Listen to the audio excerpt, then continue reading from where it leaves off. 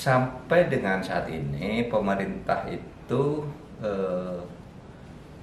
menganggap belum ada kasus KLB Partai Demokrat, ya, Kongres luar biasa. Karena kan kalau KLB mestinya ada pemberitahuan resmi sebagai KLB, pengurusnya siapa, sehingga yang ada di misalnya di Medan itu kita anggap ya sebagai temu kader yang itu tidak bisa dihalangi.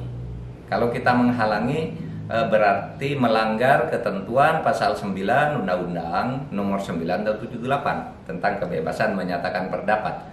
Di situ dikatakan bahwa boleh orang berkumpul mengadakan rapat umum gitu asalkan memenuhi syarat-syarat tertentu. Syaratnya apa? Syaratnya itu bukan di istana negara, artinya tidak melanggar larangan tertentu gitu, bukan di tempat ibadah, bukan di sekolah, bukan di rumah sakit, bukan di arena objek vital. Kalau situ silakan adakan pertemuan.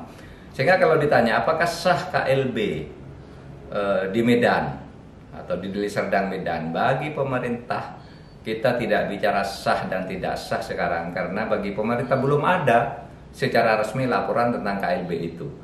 Jadi tidak ada masalah hukum sekarang. Pengurusnya yang resmi di kantor pemerintah itu adalah AHY.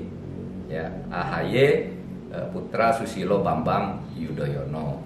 Nah, itu yang sampai sekarang ada. Nah, kalau terjadi perkembangan baru nanti misalnya dari KLB misalnya ya, orang yang misalnya dari kelompok yang menyatakan KLB di Deli Serdang itu lalu melapor, ini hasilnya baru pemerintah menilai apakah ini sah apa tidak, sesuai dengan undang-undang apa tidak, sesuai dengan ADART atau tidak, penyelenggaranya siapa, baru kita nilai nanti. Nanti pemerintah akan memutuskan, oh ini sah, ini tidak sah, dan seterusnya. Nah, nanti silahkan pemerintah akan berpedoman pada aturan-aturan itu. Jadi begini saudara, kalau ada masalah internal partai seperti itu, pemerintah memang dihadapkan pada serba sulit untuk bersikap.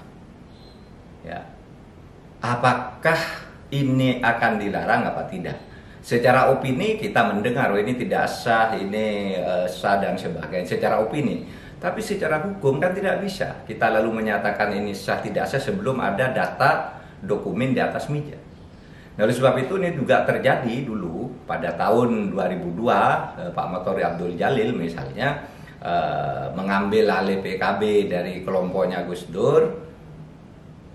Presiden Megawati tidak bisa berbuat apa-apa, bukan tidak mau, tidak bisa melarang karena ada undang-undang yang tidak boleh melarang orang berkumpul gitu. Kecuali jelas-jelas menyatakan melakukan sesuatu yang dilarang oleh hukum, mereka berkumpul sebagai suatu kelompok masyarakat.